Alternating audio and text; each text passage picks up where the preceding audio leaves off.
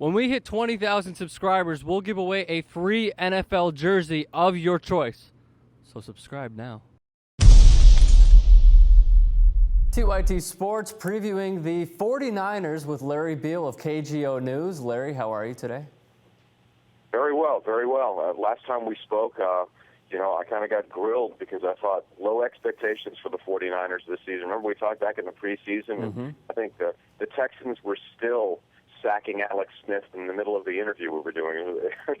he was just getting pummeled, and it looked bad, and expectations were low, and here they are, heading into their first playoff game since 2002, so you never know. So let's focus on Alex Smith. As you said, their first playoff appearance since 2002, a 13-3 record, a great year this year for the 49ers. What exactly would this win mean for Alex Smith? Well, I think the whole season has been incredibly meaningful for him because most people in the Bay Area had written him off. And, the progression starting out from his selection as the number 1 overall pick in the 2005 draft. Oh, by the way, a draft that included Aaron Rodgers, the league MVP from Green Bay a season ago. It's been rough. A lot of offensive coordinators coming and going, head coaching changes. Alex Smith was perceived to be part of the problem, and now, thanks to Jim Harbaugh, he's part of the solution. So I think it's huge for him. Now, Alex Smith, unless he wins some Super Bowls, is never going to be regarded as another Steve Young or anything close to Montana or anything like that. But his career resurrection has been almost miraculous when you look at what he's gone through. And now also something Jim Harbaugh mentioned was his desire to stick to it. In other words, in the post-lockout scenario, a lot of people figured Alex Smith is gone. He's going to leave. There's no reason to come back. And one of the first conversations that he and Harbaugh had was, do you really want to be here? Do you want to start? Do you just want a fresh start someplace else? Or do you want to go be a backup somewhere? And it was Alex Smith who said, I want to try this again and get it right. And thanks to Harbaugh and a lot of the other elements that Harbaugh has placed around Alex Smith, they have gotten it right.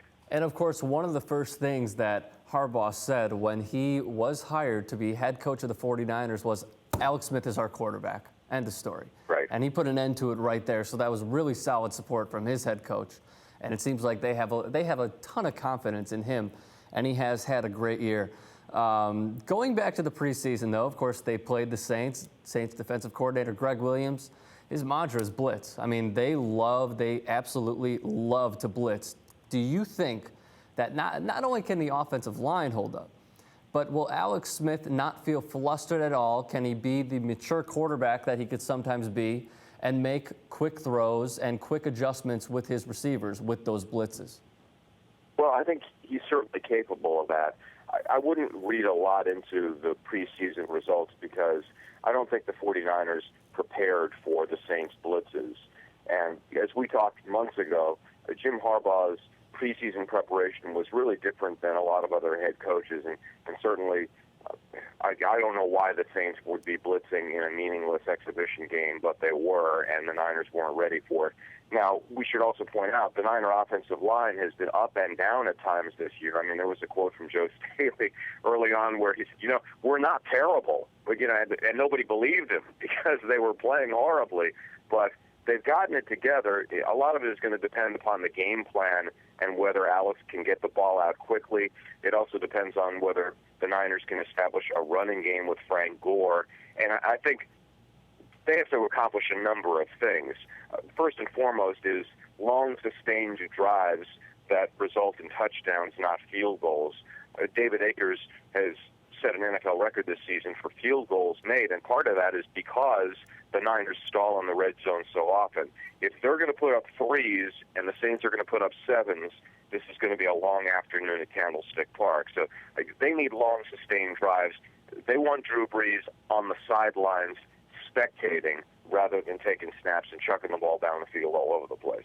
Michael Schur, a host of the Young Turks and has his own show, of course, 2012, brought up a great point that Frank Gore is a great blocking running back. Now, with these blitzes coming from all different angles, and let's say that, there's a possibility that they could be behind in this game. Of course, the Saints are one of two road teams in the playoffs and the regular season that have a winning record. I believe they're 18-6 combined with the Eagles. Do you think that they will keep Frank Gore in the backfield to block over Kendall Hunter? Well, I think certainly it depends on down and distance situations. You're right. Frank Gore is great in blitz pickup, and they need him in that situation. Kendall Hunter's a little guy. He's sort of a change of pace guy. I think they have to be careful about where they use him, but he can certainly be a difference maker, not necessarily a Darren Sproles type guy, but Frank Gore's going to get the bulk of the work. He's more experienced. Remember, the Niners haven't played in a playoff game since 2002, so this is going to be a little bit of a new experience for everybody. Whether you want to put a rookie in that situation, I'm not sure, but well, I am sure they don't want to. But there's a place for Kendall Hunter in this game plan, certainly, because of his speed and quickness, and he hits the holes hard. And but certainly you're going to see a lot of Frank Gore. The Niners want to control the ball. The real other question, we've been talking a lot about Niner offense against Saint defense, is the flip side, which is, can Justin Smith and Aldon Smith create enough pressure to get Drew Brees off of his spots so that he's not comfortable in the pocket throwing the ball? Because if he is and he gets in a groove, it's like a pinball machine lighting up. So that's really where the Niners, they just have to do something to disrupt Drew Brees in his passing game. I want to get to the defense in one moment. First, Delaney Walker, how big of a loss is that for the Niners? It's significant. He's got a broken jaw. They were hoping he might be able to come back.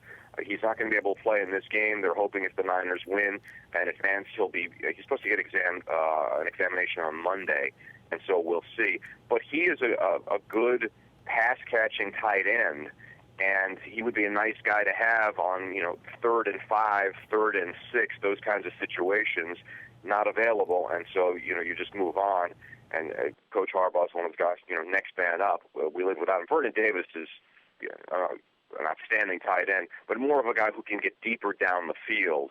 So we'll see where he's incorporated in the game plan as well. The one thing that the Saints have, all of the Saints receivers seem to be better than any of the Niner receivers, and that's where Vernon Davis is kind of the X factor, because he's the speed guy in the Niner offense as far as their receivers are concerned. Of course, the Saints are coming in with a 9-game win streak. They had a playoff record, 626 yards last week. As you said, getting to Drew Brees with the Smith brothers, that is going to be big. Who else needs to be really, really big for this Niners defense this weekend? All of them? I mean, really, I think they have to. I mean, Patrick Willis obviously is the heart and soul of the defense at linebacker, and they have to avoid these big explosion plays, which the Saints are famous for. I mean, it's a busted coverage here, it's a busted coverage there, and suddenly it's a 50-yard gain, and that's. I don't know that I can give you one individual guy outside of the Smiths. But, I mean, maybe it is Justin Smith. They have to get some pressure up the middle against Drew Brees. I was looking at some quotes from Justin Smith this week, and what he was saying is, looking at a lot of video, that Drew Brees is so good when he senses pressure from the outside.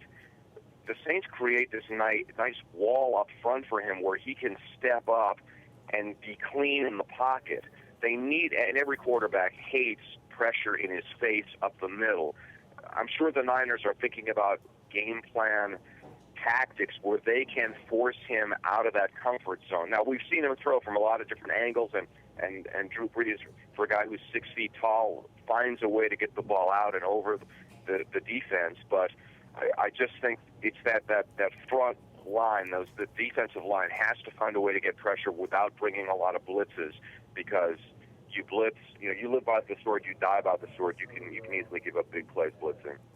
Let's talk about Isaac Sopoaga. Michael Schur wanted me to ask you, and I quote him, sorry, Michael, was, how big of a stud is Isaac Sopoaga? Larry, what do you say? How big of a stud is Isaac Sopoaga? Yeah. Is that the question? That's fine.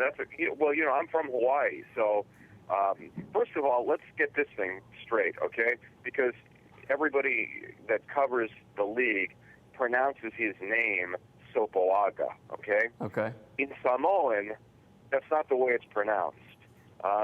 Imagine there's an N before the G. So if we want to be authentic, okay, And if one day I'm going to come down to L.A. and teach you how to do the haka, as we all do in Hawaii, okay? You know, the dance. I know the haka. I know the haka. Yeah. Come on now. Well, then let's bust it out on video if you know how to do it. But it's sopoanga. There's a viciousness to it when you say it, sopoanga, and that's how big a stud he is. Imagine a guy screaming sopo. I mean, he is so strong. He's just a beast. And so it would be important for him to be immovable at the point of attack in the middle of the Niners' defensive line, because he's a big man. But yeah, look, you know, the Saints have guys. The Saints have 300-pound guys also. It's not like he's the only one out there, but he's an incredible physical force, and he needs to basically set up his own wall. Because that's the other thing that you and I really aren't talking about here. Everybody focuses on Brees and getting the ball out. He's got all these receivers. They have kind of, you know, a nice trio of running backs that they're pretty effective on the ground. You forget about them running the ball, and suddenly, you know, they're by you. Mm-hmm. I have no idea how to possibly top that Q&A, but I will attempt to. I mean, what is one name that you think will have a really big impact on this game for the Niners, either offensively or defensively? We talked about many players already, throwing those names out. With the list of the roster, with the Niners roster, that is, what is one name that you see really being a key part in them winning? I think there's so many of them. I mean, you obviously want me to go off the board here and pick a guy that, outside of the obvious, of, you know, it would be good for Alex Smith to have a good game, and Frank Gore. Let's go Michael Crabtree, okay? Because the Niners, they're going to have to score some points here. Agreed? So they got to find the end zone. They've had a hard time doing that. One of the worst red zone offenses in the league. Maybe it's Michael Crabtree, a receiver who can stretch the field a little bit and challenge the Saints' defense, which has given up big plays. So that would be my, you know, let's say, non-obvious choice, a guy who gets overlooked a lot. And Crabtree has been better and better and better as the season has worn on, and I think he and Alex Smith have a pretty nice chemistry at this point. So I'm going to go Crabtree. Larry, it is always a pleasure to talk to you. I guess my last question for you is, with all bias aside, and I know it always is, what is your prediction on this game? Yeah, you know I had to do it. You know I had to do it. I was hoping. Look, you know, coming into this, I feared the Saints. Drew Brees scares me. But as I looked at more and more of the numbers, and a bunch of homers hammering me here in the Bay Area, I see a scenario in which the Niners can win. I'll just throw out a couple of points. Do we have time for a couple of stats here? Absolutely. We have time for this? Absolutely. Okay. So you look at the Saints, they average, I think, 34 points a game at home. That number is down a touchdown when they're on the road. Not a great road team, 5-3 on the road this year. You know, had some kind of curious losses on the road. I mean, the loss to the Rams. I think they average 27 points per game on the road. Niners at home averaging 28 per game at home, 28, 27.